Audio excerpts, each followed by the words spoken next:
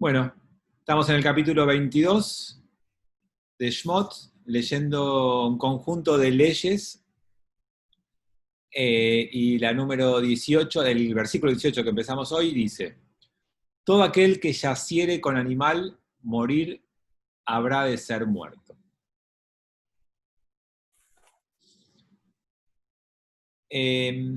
Ustedes saben que en la Torá no le escapan a ningún tema, no hay temas tabúes y no hay cosas de las que no se hablan. Se habla de todo y especialmente se piensa en que los problemas hay que ponerlos sobre la mesa y hablarlos y no esconderlos, y obviamente las prohibiciones abarcan todo tipo de desvíos de comportamiento.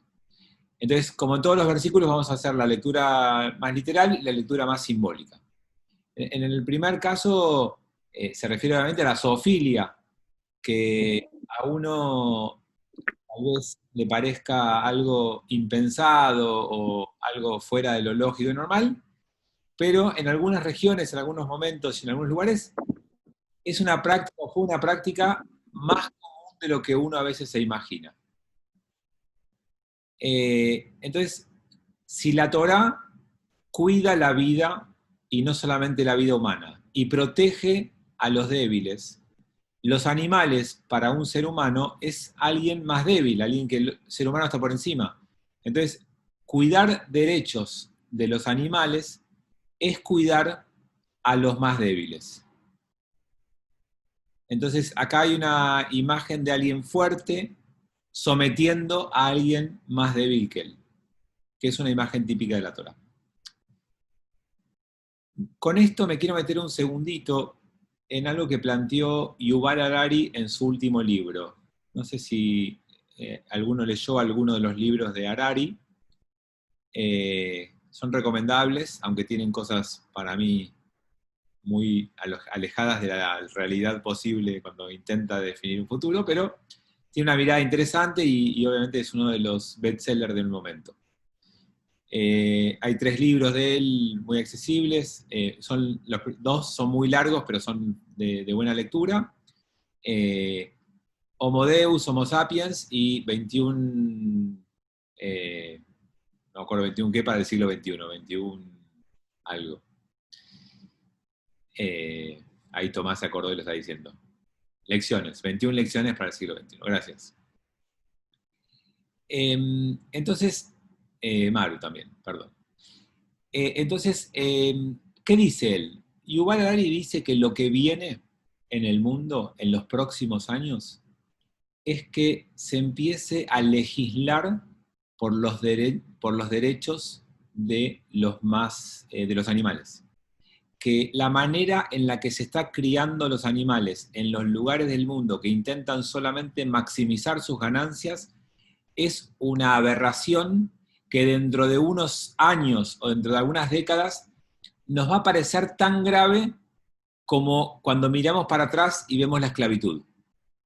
Así como hoy un ser humano no puede entender cómo hace 50, 100 o 200 años había esclavos en el mundo que se los trataba como se los trataba, él dice que dentro de unos años, mirando para atrás, no se va a poder creer lo que hacíamos con los animales.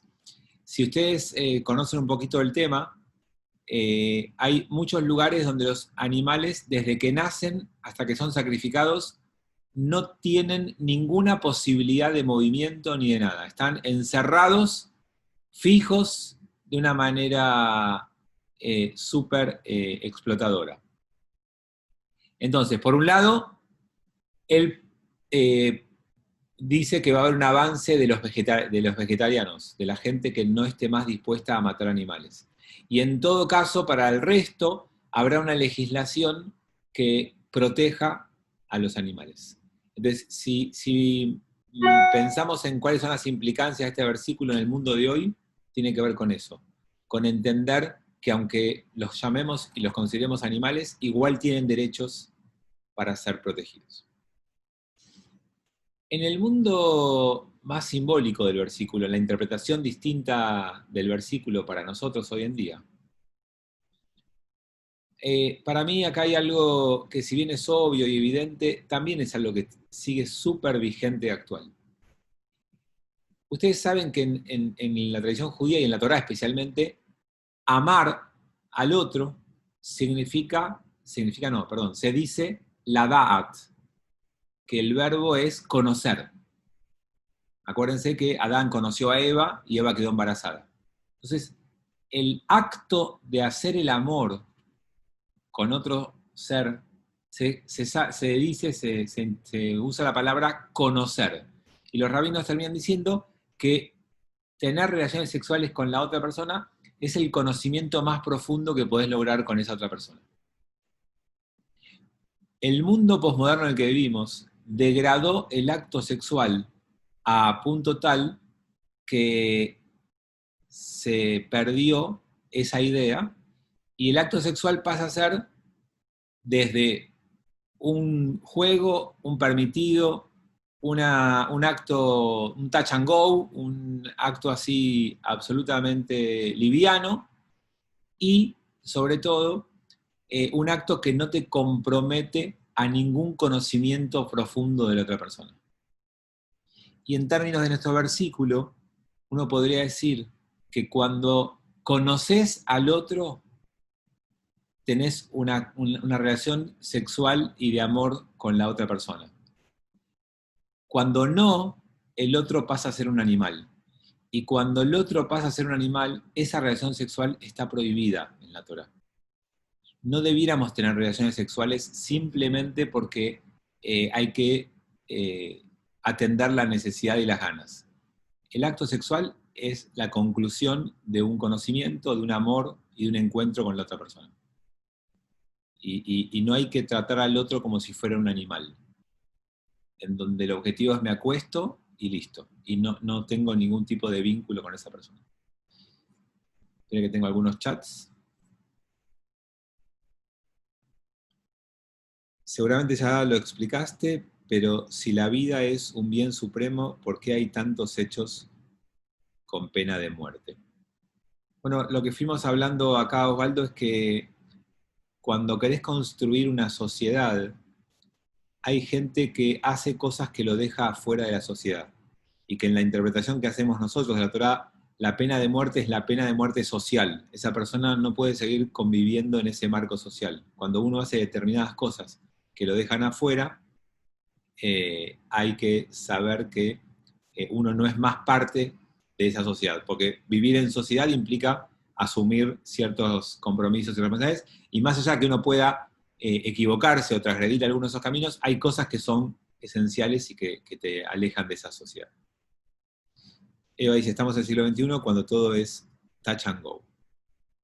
Eva, yo también vivo en el siglo XXI y para mí no todo es touch and go. Es verdad lo que vos decís. Muchos jóvenes tienen esa lógica o esa cultura. Y yo en esto creo que a veces la Torá tiene que adaptarse a los cambios de la época, pero también en algunas cosas tiene que seguir siendo contracultura. La Torá no puede avalar cualquier comportamiento y decir, bueno, está bien, eso es lo que pasa hoy, así que vamos para adelante. Es verdad que la mayoría de los jóvenes hoy tienen esa cultura. Creo que la Torá y nosotros debemos seguir teniendo un discurso.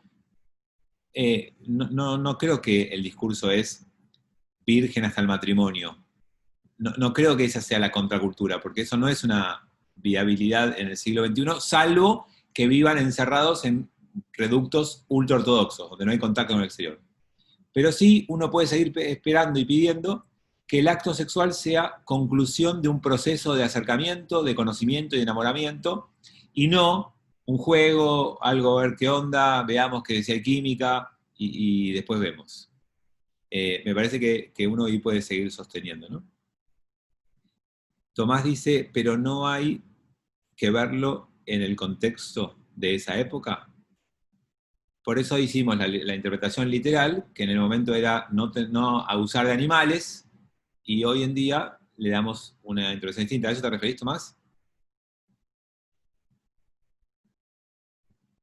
No, me refería a la pena de muerte en esa época, como cuando hablamos de la esclavitud. Pero por eso, Era algo, entre comillas, normal, a eso me refería.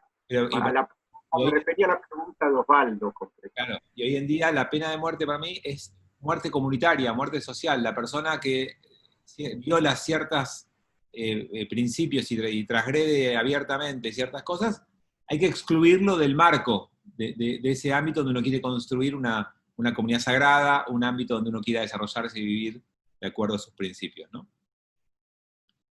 Armando dice, estás hablando entre sexo genital y sexo emocional, pero siempre fue así. No importa, siempre hubo gente que asesinó y no por eso vale asesinar, y siempre hubo gente que robó y no por eso hay que robar. Digamos, que haya habido esa diferenciación, esa distinción, no significa que esté bien o que haya que avalarla. Por lo menos a mí, desde lo que la Torá propone como una vida de santidad, está bueno pensar que el sexo es parte de tu vida de santidad. No reprimimos el sexo como hacen otras religiones, y tampoco exacerbamos el sexo como la panacea de todo, como hacen otras culturas. El sexo está muy bien y hay que disfrutarlo en cierto marco, y por eso es que me parece que eso hay que mantenerlo y cuidarlo. Pato dice, ¿qué sería la lapidación? ¿Escuchaste hablar de la intifada, Pato? No. Lapidación es uno de los 4 métodos que en la antigüedad se usaba para que el tribunal aplique la pena de muerte. Había 4. Lapidación era la muerte de la persona por piedras, por tirarle piedras. La otra era la horca, la otra era la espada y la otra era el fuego. Eran los 4 métodos que el tribunal rabínico podía aplicar. Igual el Talmud dice que un tribunal rabínico que en 70 años aplique una pena de muerte era considerado un tribunal rabínico sanguinario. Por lo tanto, se supone, se cree que no se aplicó nunca la pena de muerte o que no era algo para nada habitual, eso se duro, porque tenía que tener 23 jueces independientes que en forma unánime concluyan que había que aplicar la pena de muerte. Y eso implicaba testigos directos que hayan visto lo que pasó, testigos directos que puedan confirmar que la persona era consciente de lo que estaba haciendo, testigos directos que puedan afirmar que la persona sabía las consecuencias de su acto antes de hacerlo. Era tanto lo que se pedía que no se aplicaba. Por eso es que llegamos a la conclusión de que el concepto de pena de muerte era exclusión social y separamiento de la congregación y no una pena de muerte efectiva. Pero esto que preguntabas también nos da algo que alguna vez les conté. Esta es una de las tantas y muchas pruebas absolutas de que los judíos no matamos a Jesús. Hay pruebas terminantes de esto. Y esta es una. El Talmud y la Torá proponen 4 penas de muerte. Ninguna es crucifixión. Nosotros no crucificábamos a nadie y no nos estaba permitido hacerlo. Las penas de muerte, o sea, si hubieran sido los judíos los que matamos a Jesús, tendrían que haberlo lapidado. O tendrían que haberlo ahorcado. O tendrían que haberlo puesto en el fuego o pasado por espada. Esas eran las maneras en las que el pueblo judío aplicaba la pena de muerte. Armando sigue con, antiguamente el sexo era casual y las mujeres eran objetos y no personas.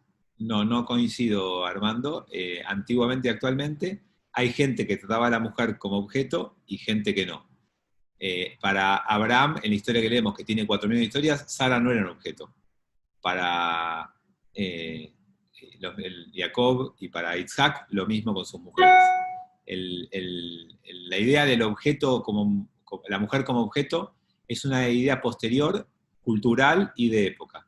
Y de hecho, en la época en la que nosotros vivimos, una de las grandes luchas que las mujeres emprendieron es dejar de ser consideradas de esa manera. Y creo que después de tanto tiempo de maltrato y de abuso, en el sentido de cosificar a la mujer, tenemos que ya saber que no es algo más posible. No hay que permitirlo más en ninguna de sus formas, y creo que en eso se avanzó mucho en los últimos años. Sí, acá por eso Tomás pone evitar la cosificación, tal cual. Claudio dice, es un poco la falta de respeto entre los humanos. No solo sexual, también en otros órdenes, se volverá a respetar algún día. Acuerdo, Clau, por eso yo decía al principio que esto es el que hace uso de la fuerza, porque tiene poder, sobre el débil que no lo tiene. Así que sí, como concepto general, acuerdo 100%, y sí, creo que hay que seguir avanzando en esto, y como decimos siempre, no pensemos si la sociedad en la que vivimos lo va a hacer. estudiamos Torah para saber si nosotros lo vamos a hacer. Entonces la pregunta es, yo, en mi vida, cuando trato a mis semejantes, ¿los someto? ¿Uso mi fuerza para aprovecharme de? ¿Uso mi posición de poder para que el otro sea un objeto que me sirve? Mi objetivo en la vida es que el otro me dé placer a mí sin importar lo que yo haga hacia el otro. Son esas las preguntas que tenemos que hacer. Porque si vamos a hablar de la humanidad, de los hombres, del mundo, ¿para qué estudiamos Torah? ¿Para construir un concepto social? No. El acercamiento a la Torah es para ver qué estoy haciendo yo con mi vida. Yo, si tengo relaciones sexuales con alguien, ¿cómo trato a ese alguien? ¿Qué es ese alguien para mí? ¿Qué vínculo tengo yo con esa persona? ¿Me permito simplemente el placer o me entrego a un conocimiento y un encuentro profundo con la persona? ¿El sexo para mí es algo que me alimenta mi autoestima y mi poder o es un acto de encuentro y de entrega hacia el otro? Esas son las preguntas que tenemos que hacernos. Y no olvídense de la sociedad, del mundo, de la mayoría, porque si no, cada vez que nos diluimos en eso, nos permitimos rebajar nuestra vida. Cada vez que pensamos, si todo el mundo lo hace, ¿por qué yo no? Lo más probable es que estemos haciendo algo que nos quita dimensión divina en nuestra humanidad. Nunca tenemos que actuar simplemente porque la mayoría lo hace. Como judíos, con 3.000 años de historia, tenemos que saber que nunca fuimos dominantes y que nunca nuestra cultura dominó el mundo. No hace falta dejarse llevar por lo que la mayoría de la gente piensa o hace.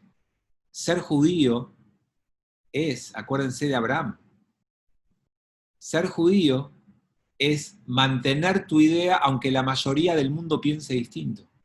Así empieza Abraham el judaísmo. Todo el mundo pensaba de una manera y él pensaba de otra.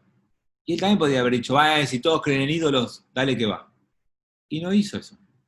Entonces fundó un pueblo en donde si queremos sumarnos y ser parte, tenemos que estar dispuestos a ver nuestra vida con un parámetro llamado Torá y no con el parámetro llamado sociedad circundante. Porque si no, en la Argentina debiéramos ser corruptos, evadir todos los impuestos que podamos, no trabajar, tratar de beneficiarnos con planes sociales, no sé, tendríamos que hacer un montón de cosas porque la mayoría la hace. Bueno, no es nuestra propuesta de vida, o por lo menos uno se acerca a la Torá para ver si puede tener un parámetro distinto de comportamiento. Osvaldo pregunta, ¿estos son los 23 jueces? ¿Está en la Torá? ¿Dónde? No, está en el Talmud. Es cuando el Talmud regula cómo se aplican las penas. Entonces, para penas civiles hacen falta tribunales de 2 o 3 jueces, depende del rubro, pero para penales hace falta 23 jueces. Habían construido 2 ciudades para ladrones y asesinos. No, Sofía. Habían construido ciudades para los que cometieron un crimen sin intención, se pueden ir a vivir ahí. No era para asesinos o ladrones. Eran las ciudades de refugio. Si yo cometo una transgresión con intención, me cabe la pena. Si lo hice sin querer, me tengo que mudar ahí. Pablo dice, ¿qué significa kabod? Respeto. Perdón, si dije kabod en hebreo y no se entendió. Kabod es respeto. ¿Por qué, Pato, lo preguntás?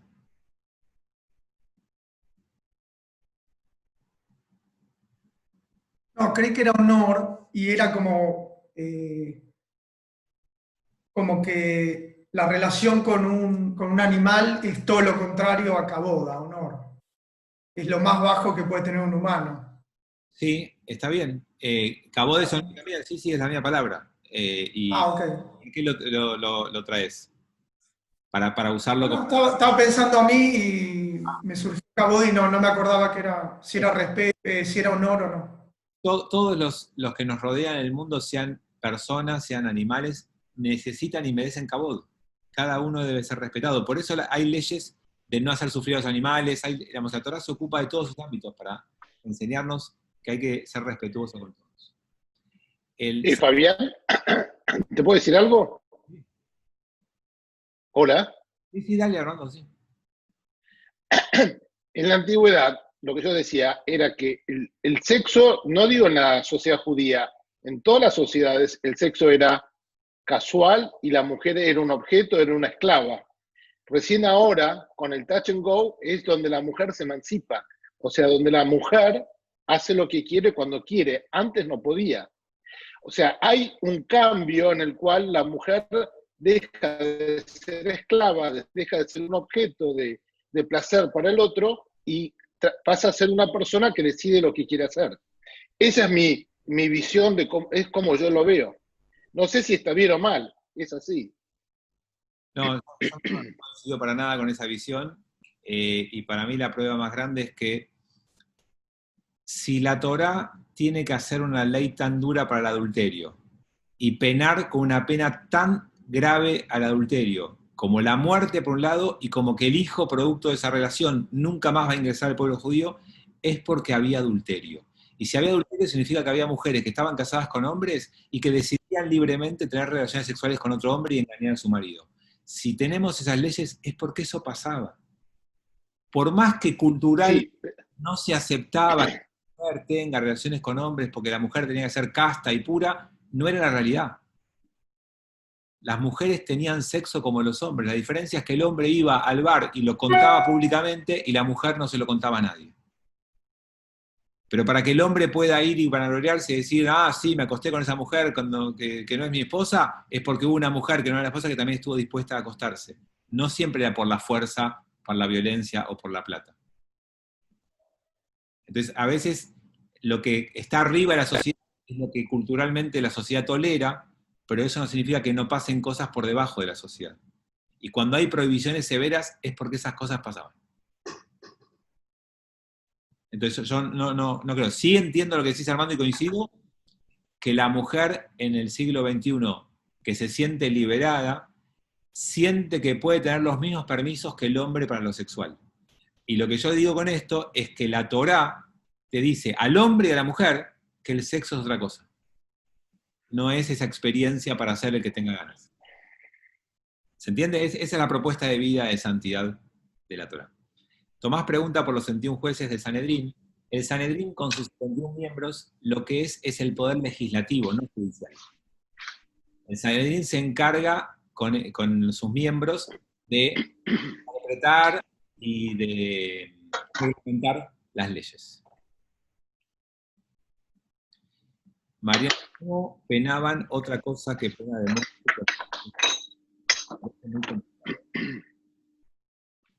A ver, Mariano, no entiendo la pregunta.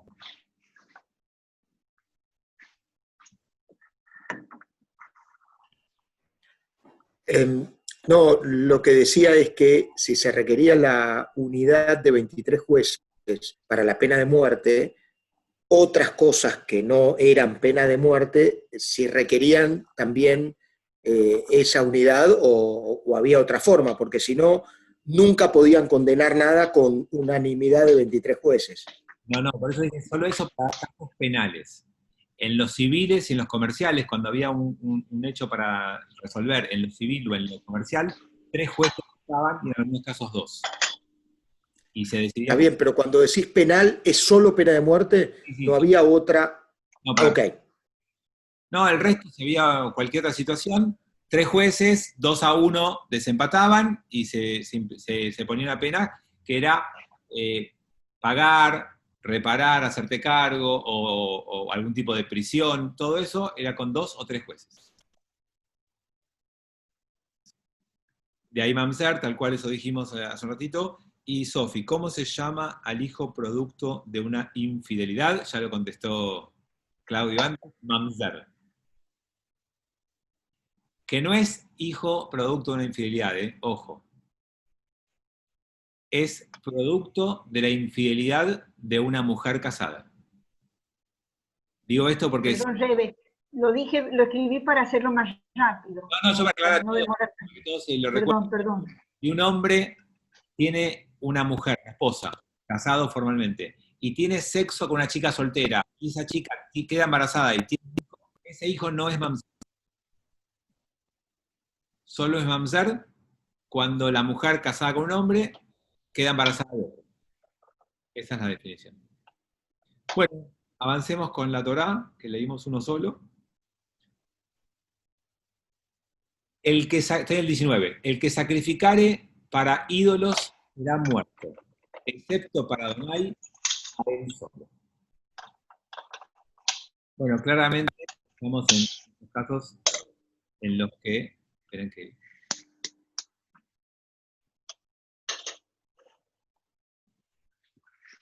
Estamos hablando de estos casos en los que tenemos una lucha central de la Torá. No tengas otros dioses. Toda la Torá está atravesada por este mandato. Pero acá hay algo más fuerte que no tengas otros dioses, como algo solo de creencia. Porque el texto acá lo que dice es el que sacrificare para ídolos. ¿Y saben qué se sacrificaba para ídolos en la antigüedad? A los hijos. No es solo un tema de, lo llama Abodá Zará, de idolatría. No es solo si amás o adorás o rezás a otro Dios. Lo que estamos hablando acá es de la persona que no tiene problemas en entregar a su hijo para buscarle a su Dios. Que no tiene problemas para tener un beneficio. Fabi, alguien tiene un micrófono abierto y hay mucho ruido. Tenés razón, ya lo descubrí. Entonces, lo que tienen que saber acá es que la Torá protege los derechos de los débiles, y nuestros hijos son débiles en esos términos. Aunque a nosotros nos parezcan re fuertes, y que nos contesten mal, y que se hagan los grandes, los hijos son débiles, porque lo que los papás hacemos con los hijos los marca para toda la vida. Entonces el texto dice, nunca sacrifiques a tus hijos por otros dioses. Por el Dios del triunfo, por el Dios del poder, por el Dios de la plata, por el Dios de la fama. Mucha gente, para adorar a esos dioses, sacrifica a sus hijos. Y recuerden que la tradición judía nos enseña que somos los padres los que nos sacrificamos por nuestros hijos y no al revés. Y cuando somos hijos, porque todos somos hijos, además de padres, los que son padres, cuando somos hijos y vemos el impacto que tiene lo que nuestros padres hicieron con nosotros, y la cantidad de tiempo que nos llevó a asumir, procesar y superar, que no nos reconocieran todo lo que hacíamos, que no nos agradecieran por todo lo que bueno que éramos, y toda la falta de cariño y afecto que a veces demandamos y que no tuvimos respuesta, los que les pasó eso, piensen en la próxima generación y en lo que esa gente también necesita de nosotros. Entonces, la Torá es una alerta permanente a cuidar a los débiles. Y va a hablar de todas las formas posibles, de los extranjeros, de los animales, de los esclavos, y en este caso también de los menores. Nunca los sacrifiquemos. Esperen que tengo algún chat, iba a compartir, pero...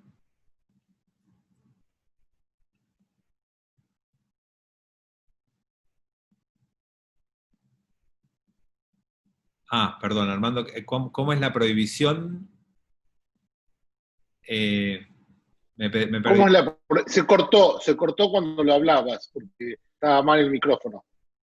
¿A qué prohibición te referís? No sé en qué momento... Algo de idolatría dijiste. La prohibición de sacrificar a los hijos para otros dioses. Y los otros dioses, decía, son el dios de la fama, del poder, del éxito, de lo social. No, pero vos habías dicho, está prohibido hacer sacrificios a otros dioses. Sí. Y después dijiste que se refiere a los hijos. Claro, eso. Bueno, vamos al texto para agregar uno más. 20. Al extranjero no engañarás, ni lo oprimirás, ya que extranjeros habéis sido en la tierra de Egipto. ¿Ven? Volvemos a las categorías de, fíjense que todos son cuidar a los débiles. Empezamos con los animales hoy, seguimos con los menores y acá con los extranjeros. En la Torá, la palabra extranjero, hay una clara alusión con ello a las personas que no tienen los derechos. En la antigüedad, ser extranjero es no tener derechos. Nadie tenía extranjeros siendo derechos. Nadie tenía derechos siendo extranjero. Entonces se refiere a los que son débiles. Y incorpora una palabra clave que es empatía. No sé si alguno vio la charla con el obispo, pero yo le conté algo que alguna vez usé que me gusta mucho, que tiene que ver con la música. Yo le preguntaba a él en la charla, cuando estás triste, cuando estás bajoneado, ¿qué música escuchás? Y obviamente me dijo, escucho una música triste, un tango, algo. Y le digo, cuando estás contento, no, cuando estoy contento canto canciones alegres. Y yo decía, pero escúchame, ¿no debiera ser al revés? Si vos estás bajoneado, ponete una música contenta para que te levante el ánimo. No, si estás bajoneado, pintó bajón y te hundís más. Y lo que yo le decía es que alguna vez leí que me gustó mucho, es que cuando vos estás bajoneado y tenés una angustia, tenés un dolor, tenés algo que te deprime, en realidad lo que te está pasando es que, lo que estás buscando es alguien que te comprenda, es empatía. Entonces cuando vos te pones una canción triste, estás buscando eso, alguien que está sufriendo como vos. Y entonces lo que te pasa con el dolor no es que querés que alguien te haga olvidar del dolor y de repente desaparezca. Querés que te entiendan, que te comprendan, buscás empatía. Por eso pones una canción triste. Entonces, la Torá te dice acá, sé empático con el extranjero, porque vos también fuiste extranjero. No le podés solucionar todos los problemas, no le cambies la vida a cada extranjero, pero acordate que vos también fuiste así, tené empatía, ponete en lugar de él, entonces no abuses vos de sus derechos, no te aproveches de su debilidad. Y por extranjero, como decimos en todos los sentidos, reemplacen débil. Y yo les hago una pregunta. Si vos tenés una empleada o empleado que trabaja para vos, ¿tratás de sacar el mayor beneficio desde tu lugar de poder? ¿O cuidás sus derechos porque vos alguna vez también fuiste empleado? Si vos tenés alguien que tiene una relación de fuerza mucho más baja que vos, no tenés que usar tu fuerza para doblegarlo, no tenés que imponer con tu poder, sino que tenés que pensar lo más justo. Y eso es tener en cuenta que el otro tiene los mismos derechos que vos. Es un desafío absolutamente actual y todo aquel que tiene empleado en su casa o empleada, y tiene empleados en un negocio o en una empresa, y todo aquel que tiene algún vínculo, tiene que tener en cuenta esto. Yo les voy a dar un ejemplo de algo de hoy, de estos días, de decisiones que uno tiene que ir tomando todo el tiempo. Nosotros en LAME tenemos muchos empleados, muchos. Y obviamente una gran parte de ellos está trabajando full, porque ustedes lo ven, pero hay una parte que no. Por ejemplo, todos los que hacen limpieza y mantenimiento de Benavides. No están trabajando. Y si bien el gobierno aporta un pedacito del sueldo para pagar, el resto hay que seguir pagándolo. Entonces uno se pregunta y dice, bueno, ¿qué haces? ¿Le das vacaciones y que se queden ahora teniendo las vacaciones para después no tener que darle vacaciones? Sí, pero si las vacaciones es para que alguien pueda hacer algo que lo libere y le haga distraerse. Si vos hoy le das vacaciones a un empleado, ¿no se queda encerrado en su casa en los próximos 15 días? Hacerle firmar que les das vacaciones ahora es una manera de ponerte en el lugar de poder.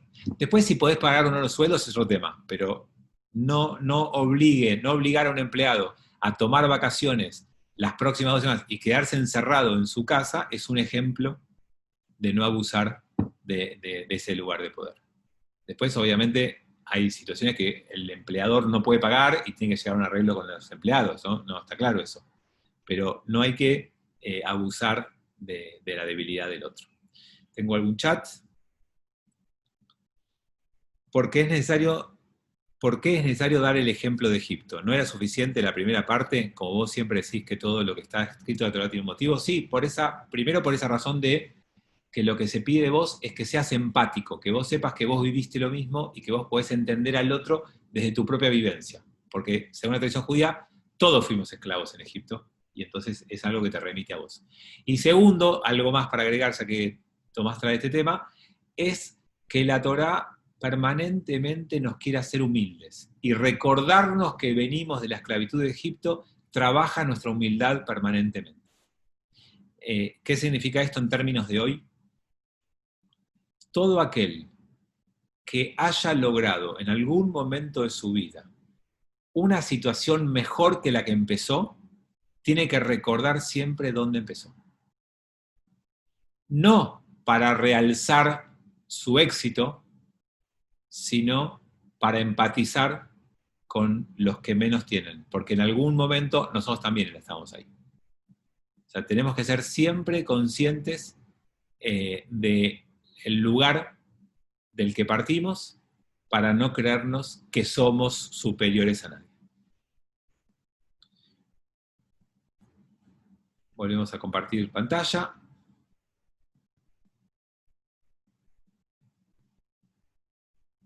(21) A ninguna viuda ni huérfano habréis de maltratar. Seguimos con las categorías de los débiles, todos unidos entre sí. Una lectura rápida podría parecer que son todas cosas inconexas, todas relacionadas con la fuerza y el poder sobre la debilidad. Otra típica categoría de debilidad en la Torá, huérfano y viuda. Esas situaciones que nos pone la vida de tremendo dolor, atravesar la muerte de un cónyuge o de la pérdida de un padre o de una madre, para la visión de un hijo o para la visión de un cónyuge, es de las experiencias más difíciles y más traumáticas que uno atraviesa en su vida. Y por más que uno pueda prepararse y ser fuerte, el momento del dolor existe y hay que atravesarlo. Y entonces es ahí donde la Torá nos alerta a estar siempre atentos de esos momentos en los otros. Y entonces, en el fondo, la Torá pide sensibilidad a cada uno de nosotros. Una cosa que tenemos que desarrollar es la sensibilidad. Y de vuelta es una contracultura. Vivimos en un mundo donde parecería decirnos todo el tiempo, ¿sabes qué? No te enganches con lo que pasa afuera. Como encerrate en vos. Afuera hay mucho dolor, hay mucha angustia, mucha tristeza. Vos no te podés enganchar con los problemas de todos. Encerrate, pensá más en vos, centrate en vos, tenés que estar bien, hacer cosas que te hagan bien a vos, tomate los cursos que te hagan bien a vos, viajá cuando se pueda viajar para estar bien. Todo centrado en el individuo separado de su sociedad. Y la Torá una y otra vez te golpea la puerta y dice, no, mirá para afuera, comprometete con el otro, involucrate, prestá atención a lo que está pasando. Hay una búsqueda permanente de eso. Hay un cuento que yo una vez les conté hace mucho y es muy conocido, pero que para mí encierra mucho de esto, y es, ni siquiera es un cuento, ¿cuál es la diferencia entre un espejo y un vidrio? Parecerían iguales. La única diferencia es que el espejo tiene una placa de plata atrás del vidrio. El vidrio es solamente un vidrio y el espejo tiene una placa de plata atrás. Bueno, esa es la diferencia en la vida. Cuando vos querés ponerte una placa de plata atrás de la ventana de tu casa, solo te ves vos reflejado. Cuando vos sacás esa placa de plata, sos capaz de ver al otro, mirando por el mismo lugar. Entonces, la Torá es un ruego, una súplica de que le quites a las ventanas de tu casa las placas de plata y que te ocupes de mirar a tu alrededor. No te abrumes, no sos llamado a curar el mal del mundo ni el dolor de toda la humanidad, pero de tus vecinos, de los que tenés cerca, y no me refiero al vecino literal, ¿no? A la gente cerca, que tenés en tu vida? Sí. De eso sí te podés ocupar. Todos podemos ocuparnos de eso.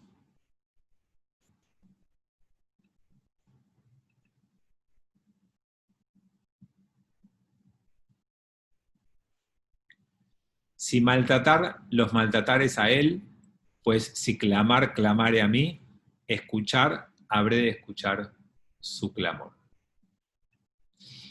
Y englobemos en todo esto no lo último, sino todo lo que venimos hablando, ¿no? Si oprimís al animal, si oprimís a tus hijos, si oprimís al extranjero, si oprimís a la viuda, al huérfano, tenés que saber que ellos rezan.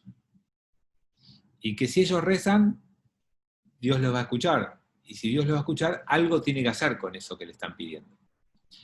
En una Torá que cree y que está sostenida en la base de que la gente cree en Dios y que hay una fe en eso, uno tiene que saber que esto, en un mundo donde las energías fluyen, impacta. O sea, lo que uno que tiene que saber acá es que el dolor del otro termina impactando en vos.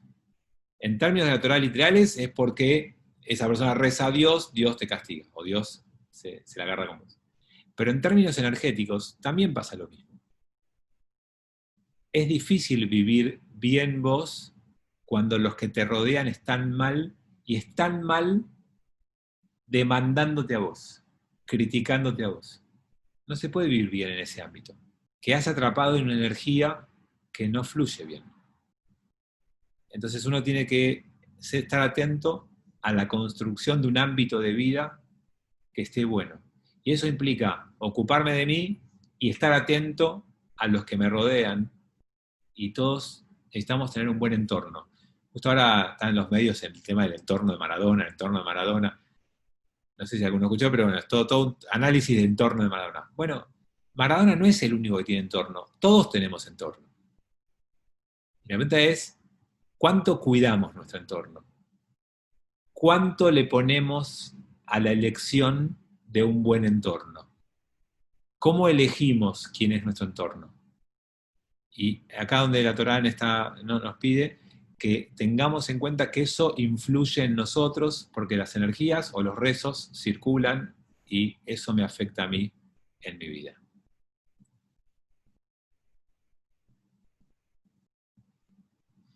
(23) Y se encenderá mi furor, y os mataré a vosotros a espada, y serán vuestras mujeres viudas y vuestros hijos huérfanos. Significa que si vos no te ocupás de la necesidad de tu prójimo, lo más probable es que en algún momento eso te perjudique a vos en el mismo nivel. Si tu prójimo era una viuda y un huérfano, así van a quedar los tuyos. O sea que la vida devuelve lo que vos le das. Y eso es un poco lo que termina el texto diciendo. Ahora nos vamos a meter en un tema que a Armando le va a gustar, que dice, si plata prestares a mi pueblo, al pobre que está contigo, no seas para con él como acreedor, no habréis de imponer sobre él interés. ¿No? Un clásico del judaísmo que en la actualidad un grupo del judaísmo llamado ortodoxo lo resignificó y lo cambió y lo adaptó. Digo, lo Armando pues suele criticar a Armando estas cosas, ¿no? Se opone a cómo la ortodoxia mira este tema. Vamos por partes. El texto dice, acá hay un tema que se complica después con el Talmud, quiero dedicar un ratito a esto. Prestar plata con interés, ¿es algo bueno para quién? En la mirada de la Torá, el préstamo con interés está pensado para ayudar a los que menos tienen. Pero después la práctica hizo que prestar plata con interés se transforme en la manera de mantener un nivel de vida de los que más tienen sin trabajar. Entonces, si bien el dispositivo de préstamo se imaginó, se ideó, se creó para que el que no tuviera con qué volver a empezar, o con qué arrancar, o con qué invertir para trabajar, hubiera alguien que sí le fue bien y que sí tiene ese capital y se lo preste. Era para ayudar al débil, era para acompañar al que no tenía. Ahora, cuando ese dispositivo se difundió y se instaló, lo que hizo no fue favorecer al pobre, fue generar un sistema donde los que más tienen, más tendrán siempre, porque cargaban con un interés tal al que le prestaban, que lo máximo que podía hacer esa persona era trabajar para mantener al dueño del capital sin que trabaje, con los frutos de ese interés. Eso fue lo que pasó. Entonces, cuando pasó esto, y la Torá nos dice eso, bueno, lo que se legisla es, ¿sabes qué? Si tenés que prestarle a un pobre, prestale sin interés. ¿Estamos? Bueno, parecería lógico. Genial. Ahora, si el mercado paga interés y vos tenés capital, y si se lo prestás a un alejado de vos, te paga interés, ¿vas a ir al pobre y le vas a prestar sin interés? Lo que terminó pasando es que los judíos le prestaban plata a otros para no perder de ganar el interés. Y eso implicó que el perjudicado era el pobre. Porque si vos sos pobre y no te van a cobrar intereses, y vas y decís, señor Rothschild, ¿me da un préstamo? Ay, ¿sabes que me quedé sin plata? No te puedo dar un préstamo. Porque sé que le puedo prestar al no judío y que me paga interés. ¿Por qué te voy a prestar a vos? Entonces, este es uno de los ejemplos donde las leyes pensadas para favorecer a los más débiles, en la práctica los perjudicaban. Y entonces empezaron a aparecer en el pueblo judío mecanismos para que se les preste igual con interés a los pobres. Y esto es una decisión, porque el mecanismo podría haber sido transformar a la ley en una obligatoriedad de préstamo hacia los más pobres. Y así como tenemos una ley de acá que te dice el 10% lo tenés que donar, podría haber hecho una ley, tenés que prestarle el 5% de tu capital a un judío sin interés. O a alguien de tu pueblo o a alguien cercano. Depende de cómo lo quieran redactar. Ahora vamos a hablar de eso. Entonces, el pueblo judío en el Talmud desarrolló otro concepto y metió al Beit Din en el medio, al tribunal rabínico. Entonces ahí, cuando el tribunal rabínico intermediaba, permitían cobrar interés. Pero se hizo no para que el rico pueda cobrar interés, sino para que el pobre pueda acceder a los préstamos. Les pareció el camino más rápido y más fácil para que el débil pueda tener igual el préstamo, que en definitiva es lo único que lo puede ayudar en esa situación. Armando me aclara que critica muchas cosas. Es verdad, Armando, tenés razón. Y Pato dice, en este pasuk dice, ni le cobres interés. Claro, por eso. ¿Por qué lo decís, Pato? ¿Porque yo en el momento dije interés bajo o porque no?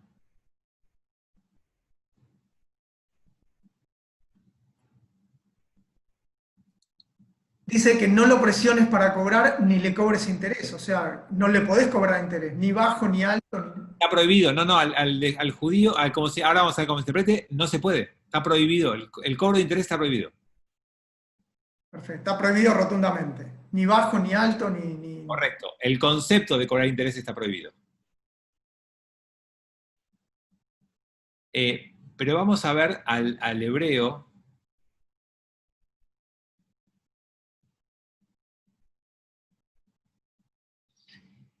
Dice, si plata, prestares a alguien de mi pueblo, a mí, alguien de mi pueblo, a oni, a mi pobre,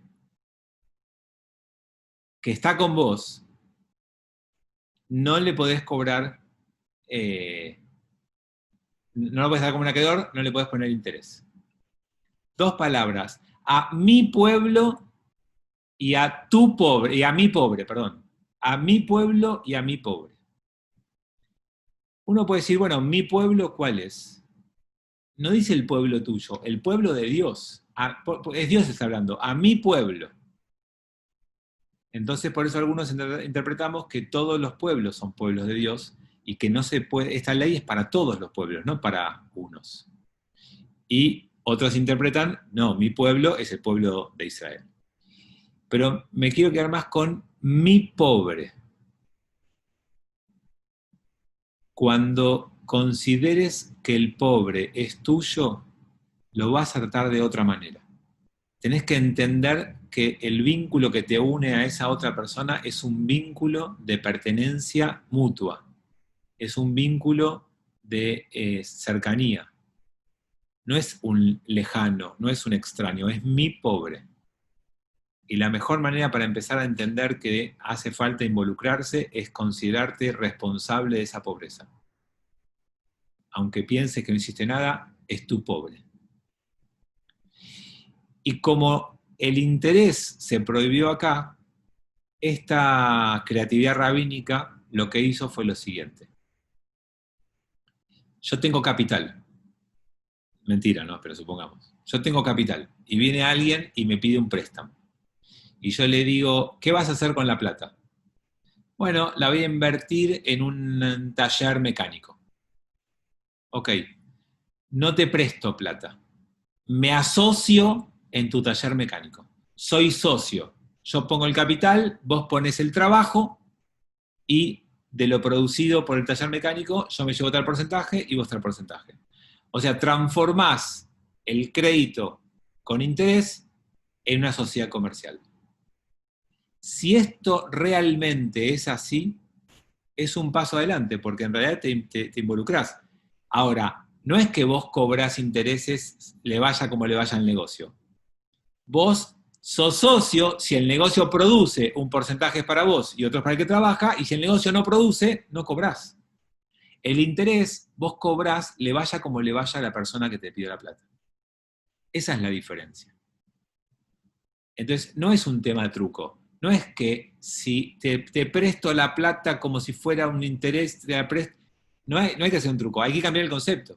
Y entonces, si uno quiere ayudar al pobre en estos términos, asociándote con el pobre en un proyecto donde vos sos el capital y el otro pone el trabajo y se reparten las ganancias, está bárbaro.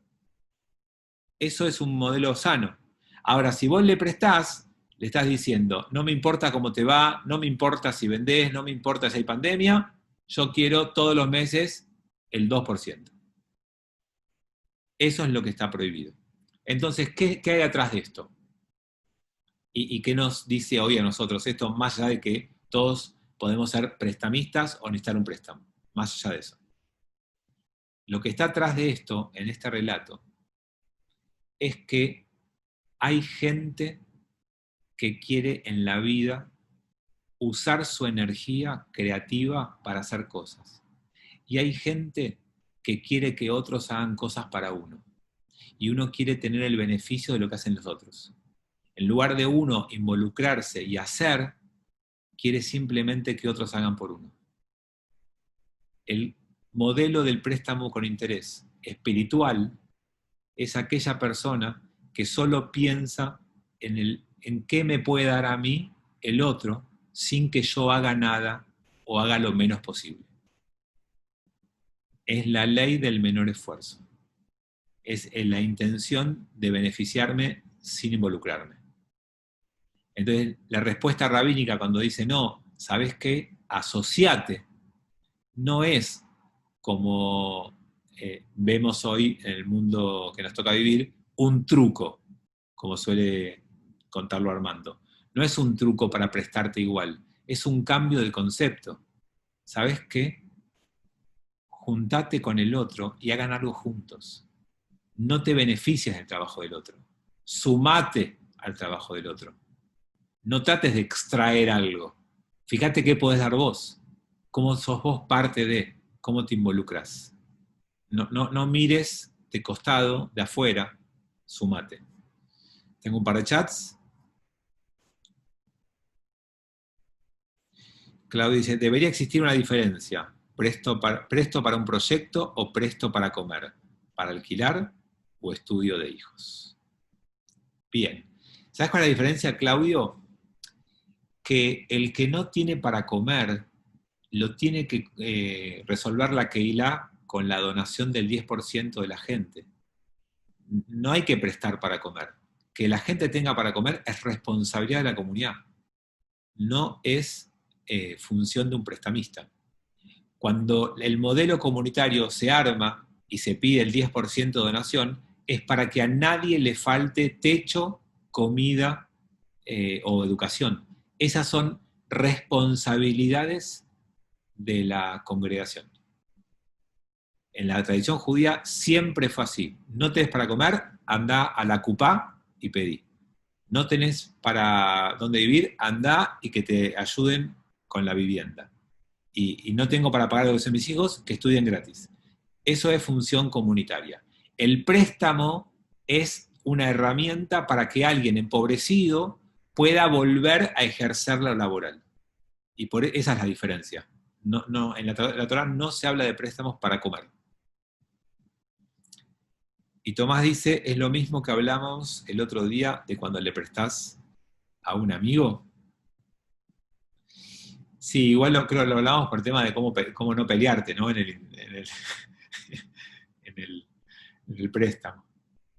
Sí, ahí hablábamos un poquito que era mejor darlo como regalo que después pelearse con las devoluciones. Pero bueno, sí, a mí me parece que estas cosas siguen estando muy vigentes porque tienen mucho que ver con el aprovechamiento de los débiles que hablábamos antes.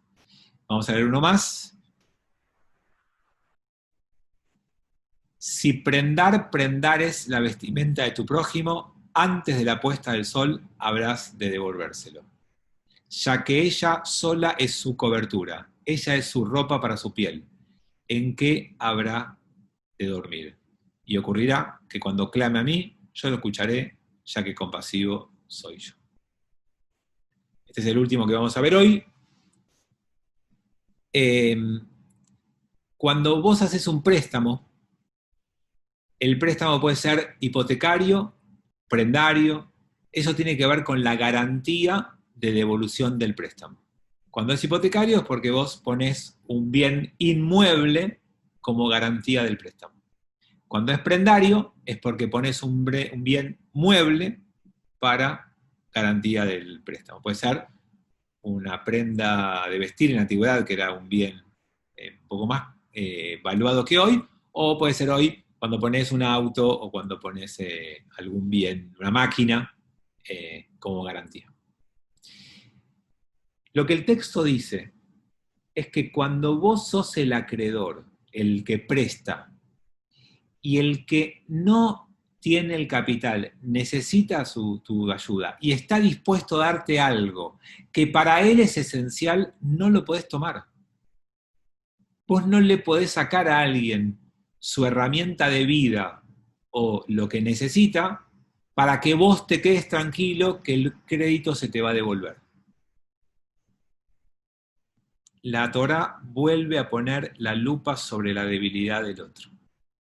Y todo el día de hoy nos pasamos hablando de la debilidad del otro.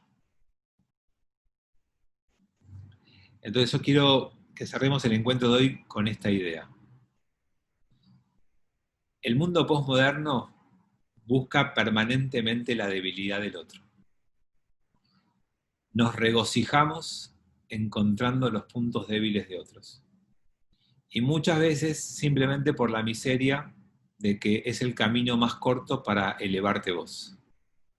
Encontrando la debilidad del otro me siento yo más alto. Descubriendo los puntos flojos del otro me siento yo más fuerte. Y en muchos casos, la debilidad del otro es motivo de la Yona Ra, de juntarnos con amigos para hablar mal de otro, buscando esos puntos débiles. Y la Torá te dice, ¿sabes qué? Ocupate de la debilidad del otro para solucionarla, no para reírte, para devolverles la dignidad que perdieron, no para que vos te sientas más digno. Es decir, que lo que hoy hacemos habitualmente como diversión o como autocomplacencia, tendríamos que hacerlo para trabajar en mejorar el mundo que nos rodea. Cada pequeña debilidad de otro es algo que me enfrenta a mí, a mi propia debilidad, y me tiene que fortalecer en la medida en la que yo puedo ayudar a reparar al otro. Ese debería ser el compromiso de todos nosotros. Intentar que la debilidad del otro sea mi necesidad espiritual. No para hablar mal de ella, sino para corregirla o repararla. Armando dice, es el concepto de bien de familia. Claro, está muy bien. Es como si fuera un bien de familia, tal cual, Armando. Esa sería la definición de hoy en día. Las cosas, por ejemplo, hoy cuando hay una casa, si es tu único bien y la pones como bien de familia, no es rematable, no es quitable. Bueno, así debieran ser los bienes básicos de la gente. La única diferencia, creo yo, Armando, que un bien de familia hoy no es hipotecable. Acá lo que te dicen es, sí, usalo para darle préstamo, pero no se lo saques, no se lo quites, que lo tenga. Es un acto de generosidad lo que se pide. Hoy cuando vas con un bien de familia y si dame un crédito hipotecario, te dicen no, porque es bien de familia. Así que sería bien de familia hipotecable, pero sin posibilidad de sacárselo. Esa sería la combinación. Bueno, hicimos un recorrido de leyes y prohibiciones para pensar. Lo otro que les dejo como idea para pensar es, no es para bajón, pero ¿cuáles son nuestras debilidades, no? Así como nos la pasamos hoy hablando de las debilidades del otro, de la pobreza, de la falta de amor, de la falta de leyes, de la falta de derechos, de la falta de capital, a nosotros, ¿qué nos falta? ¿Cuáles son esas carencias que tenemos? Y si esa sería nuestra mirada, ¿quiénes son nuestros posibles prestamistas, nuestras posibles figuras que nos pueden ayudar en lo que nos falta? Y así como esperamos que la gente que tiene necesidad se acerque y pida ayuda, también uno que también tiene necesidad pueda pedir ayuda. No es vergonzoso pedir ayuda, al contrario. Creo que es algo que nos eleva a todos. Bueno, cerramos nuestro encuentro, los espero mañana en Shabbat. Espero que se cuiden, estén tranquilos. Estamos en la etapa de cuarentena más dura. Son 2 semanas difíciles. Cuídense mucho. Nos vemos mañana. Fabián, Chao, chicos.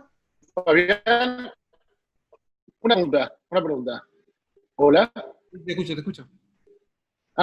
Algo que habías dicho no últimamente, pero hace tiempo atrás. ¿De dónde surge el concepto que el judío tiene que ahorrar? Lo tuve una discusión, una persona me dijo que el judío noticia el dinero, y yo le dije no, el judío ahorra para poder sobrevivir en un caso de necesidad. Vos habías dicho que ese concepto surgía de algún lado, creo que de Jacob o de Isaac. No, el de ahorro es de la historia judía. Nosotros, la historia nos... Sí, pero ¿de dónde surge?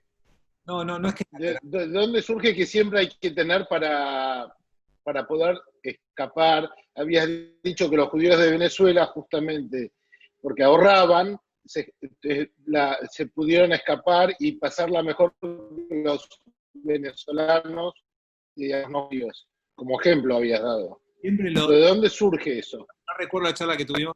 Siempre, una de estas cosas, siempre las digo basadas en la historia nuestra como pueblo. Que la historia nos demostró a nosotros que los que ahorraban eran los que salvaban la vida de ellos y de sus familias. Que cuando las cosas se complicaban, solamente tener capital les permitía un salvoconducto. Siempre dije eso, no recuerdo sacarlo de la Torá.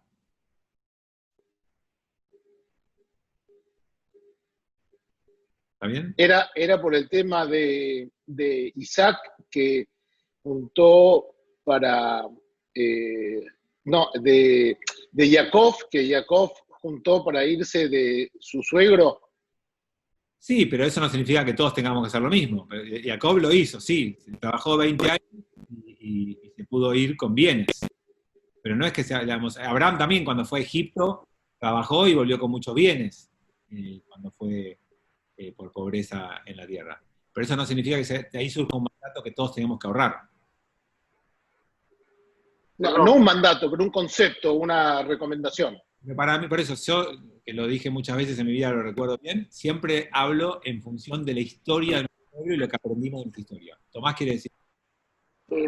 Armando, que yo sepa, se origina de una palabra árabe, que es ser libre, en contraposición a esclavo. O sea, los orígenes no lo llevan al judaísmo. Yo estuve leyendo de los árabes, de otras culturas, el origen de la palabra, por lo menos ahora.